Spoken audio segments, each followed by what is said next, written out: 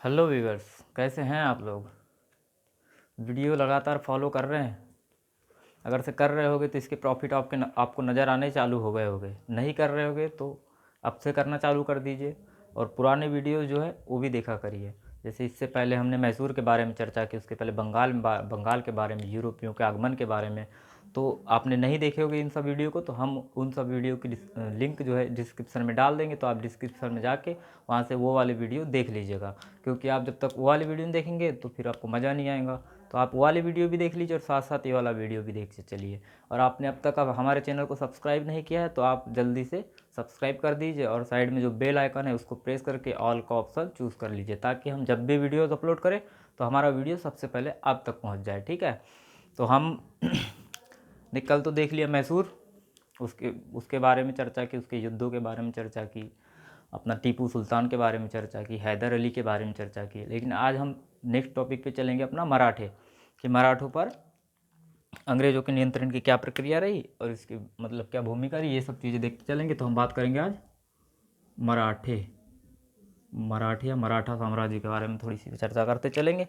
और मराठे का जैसे ही नाम याद आता है तो आपको तो याद आना ही चाहिए शिवाजी महाराज के बारे में।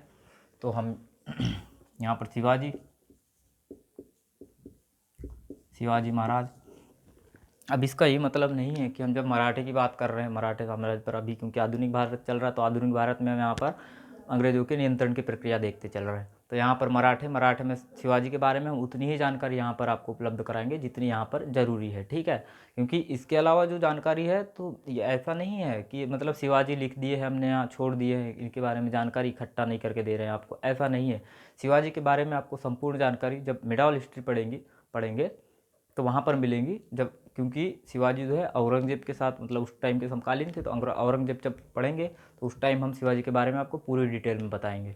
ठीक है, क्योंकि शिवाजी उसी के समय समकालीन थे और उसी के समय इनका ज़्यादा वर्चस्व था, तो वो वहाँ पर देखेंगे हम। तो यहाँ पर जितनी जानकारी ज़रूरी है उतनी जानकारी के बारे में बात करते चलेंगे। ठीक है, तो शिवाजी महाराज के शासन के समय इन्होंने अपना शासन प्रक्रिया को चलाने के लिए एक गुट बना रखा था। किस टाइप का? अष्टप्रधान, जिसको बोला जाता था अष्टप्रधान। अब ये अष्टप्रधान क्या था? तो ये अधिकारियों का समूह था। ध्यान रखिएगा, क्योंकि ये क्वेश्चन सीधे सीधे एग्जाम में आ जाता है कि अष्टप्रधान क्या था। बोले मतलब 8 कवियों का गुट, विभिन्न प्रकार के साहित्यकारों का गुट, या फिर बोल देंगे अधिकारियों का गुट, सैन्य मतलब सैनिकों का गुट, ऐसा कुछ भी पूछ सकता है। तो यहाँ पर ध्यान रखिएगा अष्टप्रधान जो है अधिकारियों का गुट है। ठीक है, तो अष्टप्रधान जैसे इसमें एक दो पद देख लेते हैं हम। जैसे कि इसमें हुआ करता था पेशवा, जिसका नाम तो आपने आप सभी ने सुना ही होगा। पेशवा जो कि आज के समय के प्रधानमंत्री मान लीजिए, तो प्रधानमंत्री के पद टाइप था। ठीक है, तो प्रधानमंत्री का पद मान लीजिए पेशवा का पद। ठीक है, इसके बाद एक पद और हुआ करता सुमंत। ठीक है, सुमंत जैसे विदेश मंत्री का पद, तो विदेश मंत्री का पद। तो ऐसे ही आठ आठ जो प्रमुख मंत्री थे उनका एक गुट बना रखा था जिसको बोला जाता था अष्टप्रधान। तो ये चीज़ आपको ध्यान रखते चलना है। ठीक है, अभी तो बात हो गई। और ये शिवाजी की बात की तो शिवाजी का समय भी देख लेते हैं। 1627 इनका जन्म हुआ था। ठीक है, और यहाँ से 80 तक ही जीवित रहे थे, 80 में इनकी मृत्यु हो जाती है। तो इनका समय 27 से 80 तक 1600। ठीक है, अब इनके पश्चात, शिवाजी के पश्चात इनके दो पुत्र, एक संभाजी, ठीक है, और दूसरे राजा राम। ठीक है, ये पुत्र है इनके। ठीक है, अब इनका संभाजी का शासनकाल कब से कब तक, क्योंकि हम भूमिका बनाते चल रहे हैं तो इनके बारे में सिर्फ इतना लिख के छोड़ दे रहे हैं। इनके बारे में डिटेल्स हम मिडाल हिस्ट्री में बताएंगे आपको। ठीक है, तो इस चीज़ का ध्यान रखिएगा। तो 80 में जब शिवाजी की मृत्यु हो जाती है तो 1680 से 90 89 तक संभाजी का शासनकाल चलता है। उसके पश्चात 1689 से 1700। ठीक है, 1700 ईसा तक राजा राम का शासनकाल चलता है। संभाजी की बात की जाए तो संभाजी का पुत्र रहता है, तो इनके पुत्र साहू जी, इनके पुत्र साहू जी को औरंगजेब जो है कैद खाने में कैद करके रखा हुआ होता है। इनके पुत्र साहू जी को औरंगजेब कैद खाने में कैद करके रखा हुआ होता है। और बात की जाए राजा राम के बारे में, ठीक है, तो राजा राम का शासन 89 से 70 मतलब 1700 ईसा तक चलता है। जब इनकी मृत्यु के पश्चात इनकी जो पत्नी होती है ताराबाई, तो ताराबाई शासन संभालती है, ठीक है। तो ये संभाजी और ये राजा राम, संभाजी का पुत्र साहू जी, जिसको औरंगजेब कैद करके कैद खाने में रखा हुआ होता है। लेकिन कुछ समय के पश्चात मतलब जब 1707 ईस्वी में 1707 ईसा में औरंगजेब की मृत्यु हो जाती है, और औरंगजेब की मृत्यु के बाद साहू जी को कैद खाने से छोड़ दिया जाता है, ठीक है। तो साहू जी जैसे ही कैद खाने से छूटते हैं 1707 में, तो ये बन जाते हैं अब छत्रपति, ठीक है, मतलब ये अब शासन का काम संभालेंगे। अभी जैसे ही छत्रपति बन गए तो इसके बाद हम आगे देखते चलते हैं।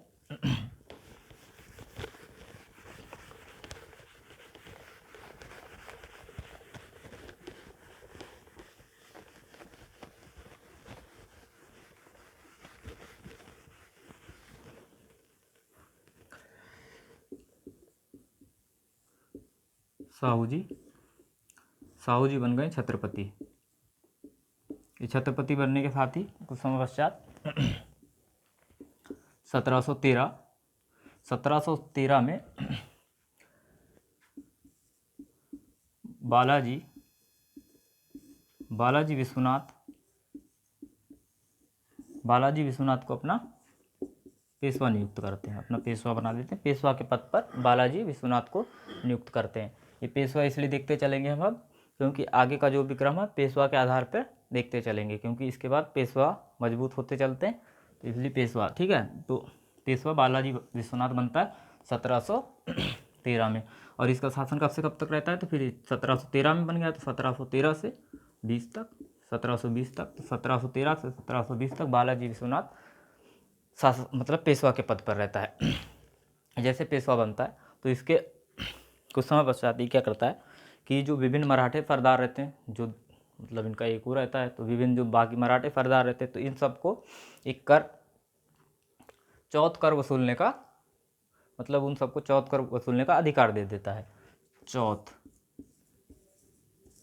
कर, अब ये सोच रहे हो कि आप चौथ कर क्या है, तो इसको देखिए, ये एक टाइप का कर है, जैसा कर लिया जाता है। अब इस कर के बारे में हम जब ये सारे के सारे पेशवा पढ़ लेंगे, इसके बाद अलग से छोटा सा मतलब 15-20 मिनट में हम मराठा प्रशासन देखेंगे, तो उसमें हम इसकी विस्तार में चर्चा करेंगे, क्योंकि ये बहुत महत्वपूर्ण है, यहाँ से भी क्वेश्चन आता रहता है। तो चौथ कर वसूलने का अधिकार दे देता है विभिन्न मराठा सरदारों को, ठीक है, विभिन्न मराठा सरदारों को। और फिर कुछ ही समय पश्चात 1700, ये तो 20-21 तक, 1717, तो 1717 में क्या होता है, 1717 में एक ब्रिटिश अधिकारी सैयद बंधु रहता है, ब्रिटिश अधिकारी सैयद बंधु के साथ ही संधि कर लेता है, ठीक है। तो सैयद बंधु के साथ जब संधि होती है तो इसको विशेष संधि मानिए आप, इसके क्योंकि इससे मराठों को विशेष अधिकार मिल जाते हैं। विशेष अधिकार बोले तो कैसे, क्योंकि देखिए उस समय मराठों का राज्य चल रहा है भारत में, तो मराठों का जब राज्य चल रहा है तो भाई पूरा राजस्व वसूलना, ये वो जो भी काम है मराठों के अधिकार में। तो इस संधि के तहत मराठों को दक्षिणी राज्य जो रहते हैं, तो दक्षिणी राज्य में राजस्व वसूलने का अधिकार प्राप्त हो जाता है, उनको मान्यता मिल जाती है, ठीक है, जिसके तहत आप दक्षिण राज्य में कर वसूल सकते हैं, राजस्व ले सकते हैं। पर इसके बदले इनको ब्रिटिशों को कुछ धनराशि भी देनी पड़ती है, ठीक है। उसी के साथ हम देखेंगे कि जब भी मराठों मतलब मुगलों को ज़रूरत पड़ेगी तो ये सैनिक सहायता देंगे उनको।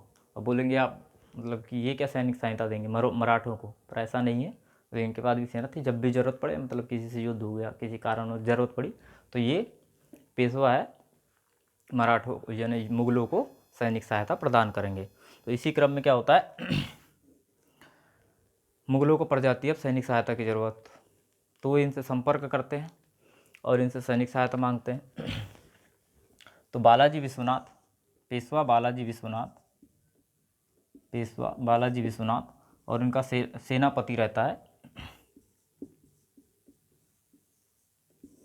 इनका सेनापति रहता है खांडेवार दबादे। ठीक है, खांडेवार दबादे जो है इनका वो रहता है। ठीक है, सेनापति। तो ये सेनापति और बालाजी विश्वनाथ इनके नेतृत्व में इनकी सेना निकलती है दिल्ली की ओर। और दिल्ली में जाने के बाद जो फर्रुखसियर रहता है, शासक रहता है मुगलों का शासक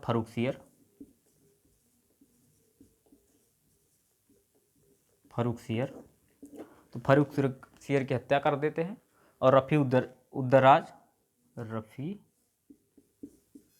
उद्दरजात, ठीक है, रफ़ी उद्दरजात इसको शासक बना देते हैं। ठीक है, तो ये तो हो गई बात यहाँ तक की। अब इसके बाद हम बात करेंगे अगले पेशवा की। तो ये चीज़ ध्यान रखिएगा आप कि, और इसके बाद हम बात करेंगे बाजीराव प्रथम के बारे में। पेशवा बाजीराव प्रथम, आपको तो नाम सुनते से एकदम से याद आ गया होगा। अच्छा, बाजीराव प्रथम, ये वही वाला है, मस्तानी वाला है ना। हाँ, पर आप ये ना सोचें कि हम फिल्म की तरह यहाँ पर आपको मस्तानी के बारे में बताने हैं, इन सब चीज़ों का कोई मतलब है नहीं है। ठीक है, तो अब आता है पेशवा बाजीराव प्रथम। 1720 में आता है, 40 तक रहता है, इसका समय 40 तक रहता है। बहुत खतरनाक आदमी रहता है ये। ये आते से क्या बोलता है, बोल रहा है कि जर्जर तने पर हमला करने से अच्छा है या तने पर प्रहार करने से, मतलब जर्जर जो वृक्ष होता है, तो जर्जर वृक्ष के तने पर प्रहार करो, शाखाएं अपने आप टूट जाएंगी या शाखाएं अपने आप गिर जाएंगी, कमज़ोर होकर गिर जाएंगी, ये बोलता है। और ये जो है विशाल मराठा साम्राज्य, तो ये विशाल मराठा साम्राज्य के निर्माण का लक्ष्य रखता है। ठीक है, विशाल मराठा साम्राज्य के निर्माण का लक्ष्य रखता है और हिंदू पदशाही का नारा देता है, हिंदू पदशाही का नारा देता है। तो ये भी क्वेश्चन कई बार, हिंदू पदशाही का नारा किसके द्वारा दिया गया, भाई पेशवा बाजीराव फर्स्ट के द्वारा दिया गया। ठीक है, और ये एक मध्य प्रदेश में शासक होता है छत्रसाल दशक। तो ये जो है पेशवा बाजीराव उसकी सहायता करता है, किसकी, छत्रसाल की। आप ध्यान से देखिएगा, जैसे मध्य प्रदेश अभी MPPSC आने वाली है, तो MPPSC में इस प्रकार का क्वेश्चन बन सकता है कि छत्रसाल दशक की छत्रसाल की सहायता किसने की थी, तो ये बाजीराव फर्स्ट था। ठीक है, तो बाजीराव फर्स्ट ने छत्रसाल की सहायता की थी। अब जब ये छत्रसाल की सहायता करता है, तो इसको सहायता जब करता है तो इसके परिप्रेक्ष्य में बोल लीजिए, या सहायता किया है तो कुछ उपहार स्वरूप, तो उपहार स्वरूप यहाँ वहाँ के कुछ क्षेत्र मिल जाते हैं, जैसे कि सागर, झांसी, ये क्षेत्र इसको प्राप्त होते हैं। और इसी के साथ साथ मस्तानी नामक कन्या भी प्राप्त होती है। तो ये भी चीज़ ध्यान रखिए। मूवी तो देख लिए होगे, मस्तानी। ठीक है, बहुत याद आया होगा आपको। तो आपको तो लग रहा होगा कि चलो यहीं पर चालू करते हैं मस्तानी के बारे में, ऐसा कुछ नहीं है। तो आपको सिर्फ इतना सा बता दे रहे हैं हम कि जो मस्तानी है, ये जो कन्या है मस्तानी, इसको उसी के उपलक्ष्य में प्राप्त हुई थी, जैसे MP से कि छत्रसाल की सहायता किया था तो सागर मिल गया इसको, झांसी मिल गया, और यहाँ से इसको एक कन्या भी मिलती है। ठीक है, तो ये बस इसके बारे में इतना ही, ज़्यादा हम विस्तार में चर्चा नहीं करेंगे मस्तानी पे। ठीक है, तो ये तो हो गए मस्तानी के बारे में। इसके बाद नेक्स्ट पेशवा आता है, नेक्स्ट पेशवा आएगा इसके बाद हमारा पेशवा बाजीराव फर्स्ट। अब इसके बाद आएगा ये तो हो गया। इसके बाद आएगा बालाजी बाजीराव। ठीक है, तो अब पेशवा कौन बनता है, अगला पेशवा आ गया बालाजी बाजीराव। इसका समय 1740 से 61 तक। ठीक है, 61, इससे कुछ याद आ रहा होगा, नहीं आ रहा होगा तो अभी हम याद दिलाएंगे थोड़ी देर बाद, याद तो आ जाना चाहिए। ठीक है, तो पेशवा बालाजी बाजीराव, जिसको नाना साहब भी कहा जाता था, ठीक है। तो इसी के समय में साहू जी की मृत्यु हो जाती है 1749 में, ठीक है, 49 में साहू जी की मृत्यु हो जाती है। और छत्रपति कौन बना हुआ होता है? फिर छत्रपति बनता है राजा राम। ये वो वाला नहीं है राजा राम, ठीक है, ये सेकेंड है, ठीक। तो राजा राम सेकेंड छत्रपति बना हुआ होता है। तो राजा राम सेकेंड के साथ ही पेशवा बालाजी बाजीराव संधि करता है। कौन सी संधि? संगोला की संधि, संगोला संधि, ठीक है। संगोला की संधि की जाती है राजा राम सेकेंड के साथ बालाजी बाजीराव के द्वारा, ठीक है। इस संधि के पश्चात क्या होता है कि अब मराठा राज्य के संपूर्ण अधिकार पेशवा के पास आ गए, ठीक है। अब ये वहाँ के प्रमुख बन गए हैं, तो ये सारे अधिकार मिल जाते हैं पेशवा को, जो अब तक तो नहीं थे क्योंकि छत्रपति के पास हुआ करते थे। लेकिन इसकी मृत्यु के बाद राजा राम एक कमज़ोर शासक, तो इसके साथ पेशवा काफ़ी मजबूत हो चुके हैं अब तक। तो संगोल की संधि करके इससे अधिकार ले लेते हैं, मराठा राज्य के संपूर्ण अधिकार इनके पास आ गए, ठीक है। अब इसके बाद इसी के समय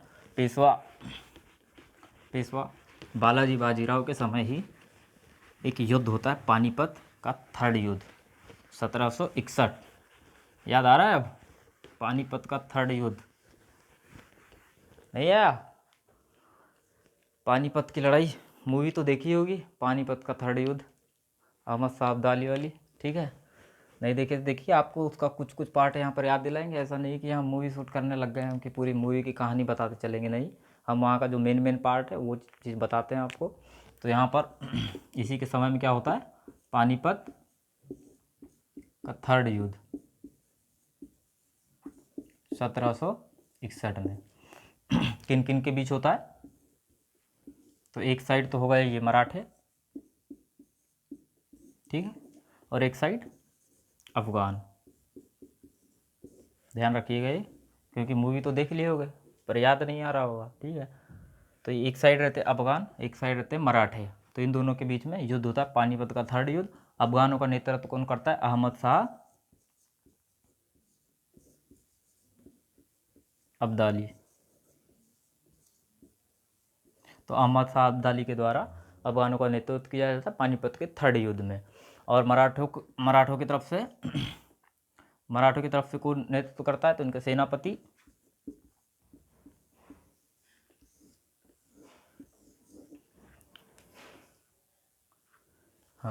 इनके सेनापति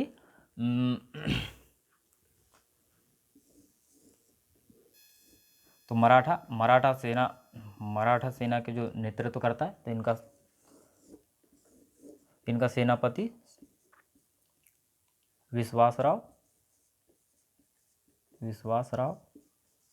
ठीक है। सेनापति कौन रहता है? विश्वासराव। लेकिन और जो विश्वासराव रहता है ये पेशवा का पुत्र होता है, बालाजी बाजीराव का पुत्र रहता है ये विश्वासराव, जो सेनापति के पद पर रहता है। तो ये इनका नेतृत्व कर रहा होता है, लेकिन ये वास्तविक नेतृत्व नहीं कर रहा होता है। जबकि व्यवहार में देखा जाए, व्यवहार में जो देखा जाता है तो विश्वासराव नहीं, सदाशिवराव भाऊ रहता है,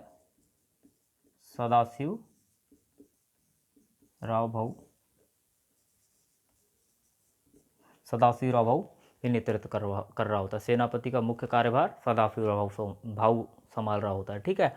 तो ये चीज़ ध्यान रखिएगा। मराठों का नेतृत्व विश्वासराव भाऊ, जो कि पेशवा का पुत्र होता है, लेकिन वास्तविक रूप से सेनापति का काम कौन संभाल रहा होता है? सदाशिवराव भाऊ। इनके बीच में युद्ध होता है और इसी युद्ध में विश्वासराव, सदाशिवराव भाऊ, इनकी मृत्यु हो जाती है। और इस प्रकार से मराठे जो है यहाँ पर पराजित हो जाते हैं और अफगान यहाँ पर जीत जाते हैं, ठीक है। जब ये सूचना, युद्ध का परिणाम और ये सदाशिवराव भाऊ और विश्वासराव भाऊ इनकी मृत्यु की सूचना बालाजी बाजीराव को मिलती है, इनको पता चलता है कि इनके जो आँखों के तारे थे, इनके जो मोती है, जो 2 मोती है, इनकी मृत्यु हो गई है इस पानीपत के थर्ड युद्ध में। जब इनको इसकी सूचना मिलती है तो उसके कुछ ही समय पश्चात शोक से इनकी भी मृत्यु हो जाती है। ठीक है, तो इनकी भी मृत्यु हो जाती है इसके बाद। और इस युद्ध में एक चीज़, एक फैक्ट याद रख लीजिएगा, क्योंकि आपको कभी कभी समझने में दिक्कत भी हो सकती है। तो यहाँ पर एक फैक्ट याद रख लीजिएगा, कई बार एग्जाम से पूछ लेता है कि भाई जिस समय युद्ध चला था तो मराठा तोपखाने का मतलब नेतृत्व कौन कौन कर रहा था, तो इब्राहिम था। तो इब्राहिम यहाँ पर उनके मराठी तोपखाना का नेतृत्व कर रहा होता है, नहीं। ठीक है, ये तो बात हो गई युद्ध की। अब भाई मराठे ये युद्ध के क्या परिणाम रहे, ये हम आपको बताते हैं थोड़े। ठीक है, तो ये तो हो गया है युद्ध। तो ये युद्ध में जैसे कि आपने देखा अभी कि अफगान विजय हो गए हैं, अहमद शाह अब्दाली विजय हो गया, मराठे पराजित हो गए। तो ये युद्ध, इस युद्ध के बारे में एक कथन आता है कि जिस युद्ध ने ये तय कर दिया कि भारत का शासक अब कौन नहीं बनेगा। ठीक है, क्योंकि मराठे तो हार गए, ये बनेंगे नहीं। अहमद शाह अब्दाली है, वो विजय हो गया लेकिन वो बनना नहीं चाहता, वो चला गया। ठीक है, तो ये कथन यहाँ पर सामने आता है और इस पर कई बार प्रश्न भी आता है, तो ये चीज़ ध्यान रखिएगा। और मराठे के हारने के कारण की बात की जाए, इनके कारणों की, तो इनके कारण हारने के काफ़ी कुछ थे, जैसे कि इनके सैनिक संगठन, इनका सैनिक संगठन कमज़ोर था, जिसमें मतलब अनुशासन की कमी कह लीजिए, कमज़ोर था, जिसके कारण से प्रशिक्षण नहीं हो पा रहा है अच्छे से। ये चीज़ जैसे अपने आसपास वाले जो राज्य रहते थे इनसे चौथ कर वसूलते थे, तो चौथ कर वसूलने के कारण इनका सहयोग नहीं कर रहे हैं, आसपास वाले जो पड़ोसी राज्य युद्ध में सहयोग नहीं कर रहे हैं। अब जैसे ये युद्ध करने जाते हैं तो वहाँ पर एक वो भी आता है सामने कि जब युद्ध करने जाते हैं तो एक जाट राजा रहता है सूरजमल, ये भी युद्ध से अलग रहता है, जबकि सहयोग कर सकता था, लेकिन ये बस इनकी ऐसी नीति थी जिसके कारण से इनको सहयोग नहीं मिल पाता है और इनकी इसमें पराजय होती है। तो ठीक है, अब हम नेक्स्ट बात करेंगे। तो हम अब बात करेंगे नेक्स्ट पेशवा पे कि अगला पेशवा कौन था। तो अगले पेशवा को देखा जाए तो अगला पेशवा होता है माधवराव फर्स्ट। माधवराव फर्स्ट पेशवा है नेक्स्ट पेशवा। तो ये कब से रहेगा, 1761 से 72 तक रहता है। ये जब माधवराव फर्स्ट जब पेशवा बना तो ये अब 1761 में पानीपत के युद्ध में हार गए, थोड़ी कमज़ोर पड़ गई मराठा शक्ति, तो इसको मराठा शक्ति को पुनः संगठित करने का प्रयास करता है। ठीक है, पुनः संगठित करने का प्रयास करता है। और ये जो रहता है महादजी सिंधिया, एक मराठा रहता है महादजी सिंधिया, तो उसके प्रयासों से शाह आलम सेकंड को गद्दी पर बिठालता है। और ठीक है, फिर इसकी कुछ समय पश्चात मतलब बीमारी से मृत्यु हो जाती है। तो इसकी बीमारी पर कहा जाता है कि उसका शोक पानीपत के थर्ड युद्ध में जो शोक हुआ था उससे ज़्यादा इसमें था, क्योंकि इसने फिर से मराठा शक्ति को संगठित करने का प्रयास किया था। अब इसके बाद माधवराव फर्स्ट के बाद नेक्स्ट पेशवा कौन आता है, नारायण राव। अगला पेशवा है ये 1772 से 74 तक रहता है। ठीक है, तो 1772 से 74 तक रह रहा है ये नारायण राव। लेकिन नारायण राव की हत्या कर देता है रघुनाथ राव, ध्यान रखिएगा ये। ठीक है, क्वेश्चन पूछ लेता है, ये बड़ा कन्फ्यूजिंग पॉइंट है कि नारायण राव ने रघुनाथ राव को मारा है या रघुनाथ राव ने नारायण राव को मारा, तो कन्फ्यूज नहीं होना। नारायण राव की हत्या करता है रघुनाथ राव। क्यों करता है, क्योंकि इसको बनना होता है पेशवा, लेकिन ये उसमें सफल नहीं हो पाता है। ठीक है, फिर इसके बाद अगला पेशवा बनता है कौन, इसके बाद अगला पेशवा बनता है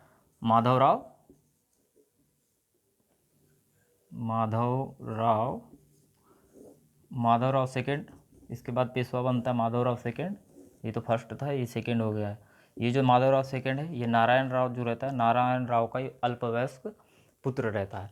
तो जो अब ये अल्पवयस्क है, तो अल्पवयस्क है तो इसको शासन चलाने के लिए एक परिषद का निर्माण किया जाता है। उस परिषद का नाम भी याद रखिएगा, लिखवा देते हैं, 12 परिषद। माधवराव सेकेंड अल्पवयस्क रहता है, तो इसी के शासन संचालन की देखरेख के लिए 12 परिषद का निर्माण किया जाता है। तो 12 परिषद का जो प्रमुख रहता है, इसका जो प्रमुख रहता है वो नाना फडणवीस रहता है। नाना फडणवीस इसका मुख्य है। ठीक है, तो ये हो गई हमारी 12 परिषद, और उसका प्रमुख हो गया है अपना ये। ठीक, अब इसके बाद हम बात करते हैं आगे।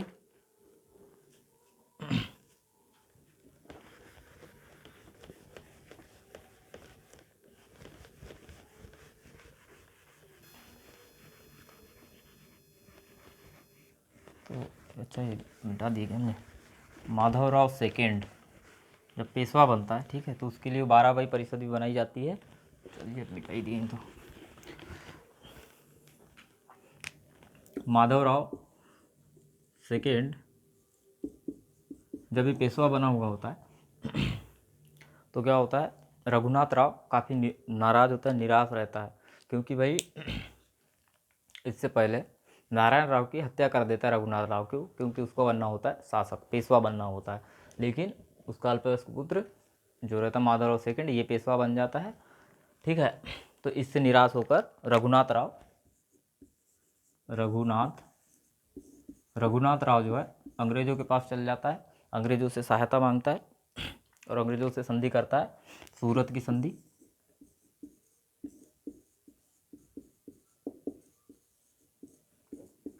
सत्रह सौ पचहत्तर, ठीक है। तो सूरत की संधि 1775 रघुनाथ राव के द्वारा की जाती है, और इसमें ये अंग्रेज इससे वादा करते हैं कि जब भी तुमको सैनिक सहायता चाहिए होगी तो हम आपकी सहायता करेंगे, ठीक है। और यहीं से अंग्रेज जो है मराठा राज्य में हस्तक्षेप करने की प्रक्रिया प्रारंभ कर देते हैं। जब ये हस्तक्षेप करने लग जाते हैं तो इसी क्रम में आंग्ल मराठा युद्ध प्रारंभ होते हैं। इसके पश्चात होंगे आंग्ल मराठा युद्ध प्रारंभ। तो हम इसके बाद की जो कहानी है इसको आगे वाले लेक्चर में कंटिन्यू करेंगे, क्योंकि ये वीडियो हो जाएगा फिर लंबा, क्योंकि इसके बाद मराठा युद्ध देखने हैं। तो मराठा युद्ध, इसके आंग्ल मराठा युद्ध इसके बाद हम नेक्स्ट लेक्चर में देखेंगे। तो जब तक के लिए थैंक यू। हम ये जो है इसको अच्छे से देख लीजिएगा, और इससे पहले जो मैसूर पढ़ाया गया उसका वीडियो देख लीजिएगा, उसका लिंक हम डिस्क्रिप्शन में दे देंगे आपको। और आपने अब तक हमारे चैनल को सब्सक्राइब नहीं किया है तो अभी जाइए सब्सक्राइब करिए, बेल आइकन को प्रेस कीजिए और ऑल वाला जो ऑप्शन रहता है उसको चूज़ कीजिए, ताकि हम जब भी अपना वीडियो अपलोड करें तो हमारा नोटिफिकेशन आपके पास तुरंत पहुंच जाए और आप हमारे वीडियो का ज़्यादा से ज़्यादा लाभ ले सके। तो चलिए ठीक है, धन्यवाद।